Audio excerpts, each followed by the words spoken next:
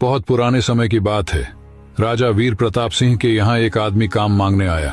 आदमी ने कहा, मैं पारखी हूँ, मुझे नौकरी रख लीजिए। राजा वीर प्रताप सिंह ने कहा, नौकरी तो रख लूंगा, पर तनख्वाह 1 रुपया भी नहीं दूंगा, सिर्फ 1 पांव गुड़ और घूंघरे मिलेंगे। पारखी बोला, ठीक है हुजूर। कुछ ही दिन बाद राजा वीर प्रताप सिंह एक घोड़ा खरीद कर लाए। उन्होंने पारखी से पूछा, बताओ इस घोड़े के बारे में क्या कहते हो? पारखी बोला, हुजूर ये घोड़ा है ही नहीं, ये तो गाय है। राजा चौंक गए। उन्होंने घोड़ा बेचने वाले को बुलाया।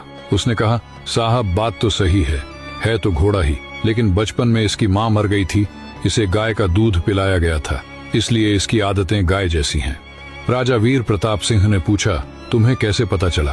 पारखी बोला, हुजूर जब ये चल रहा था तो नीचे मुंह झुकाकर घास खा रहा था, घोड़ा ऊपर गर्दन उठाकर खाता है, आदतों से पहचान गई। राजा खुश हुए और बोले, आज से तुम्हें आधा किलो गुड़ और आधा किलो घूंघरे मिलेंगे। कुछ दिन बाद राजा वीर प्रताप सिंह ने फिर पूछा, मेरी रानी कैसी है? बहुत प्रिय है मुझे। पारखी बोला, हुजूर आपकी रानी खानदानी नहीं है। राजा को विश्वास नहीं हुआ। उन्होंने ससुराल में जाकर पूछा।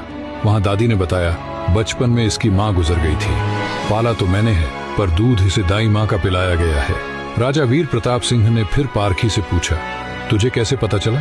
पारखी बोला, हुजूर इसके स्वभाव से। खानदानी रानी में शालीनता होती है, ये नौकरों पर चिल्लाती है, गाली देती है, आदतों से पहचान गया कि ये खानदानी नहीं है। अब राजा बोले, चलो मेरे बारे में बताओ। पारखी बोला, जान की माफी दें तो बताऊं?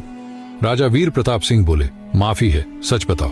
पारखी बोला, आप राजवंश के नहीं हैं, आप मुझे भड़भूजे लगते हैं, गुड़ और भुंगड़े सेंकने वाले। राजा घबरा गए। जाकर अपनी माँ से पूछा, माँ सच बताओ वरना मैं मर जाऊंगा। माँ रो पड़ी और बोली, बेटा स्टिचिंग बात सच है, जिस दिन तू पैदा हुआ था उसी दिन महल के पास एक भड़भूजे का भी बेटा पैदा हुआ था। तू मर गया था और मैंने राजवंश बचाने के लिए उसके बेटे को ले लिया, वो तू है। राजा वीर प्रताप सिंह यह सुनकर दुखी भी हुए, खुश भी। कहानी का सीख, असली पहचान आदतों और चरित्र से पता चलती है, नाम खानदान से नहीं। इंसान की पहचान उसके चेहरे, कपड़े या खानदान से नहीं होती, उसके चरित्र से होती है। किसी को भी केवल उसकी शक्ल, सूरत, पद या घर देखकर मत परखो, उसकी आदतें, उसका व्यवहार ही उसका असली परिचय है।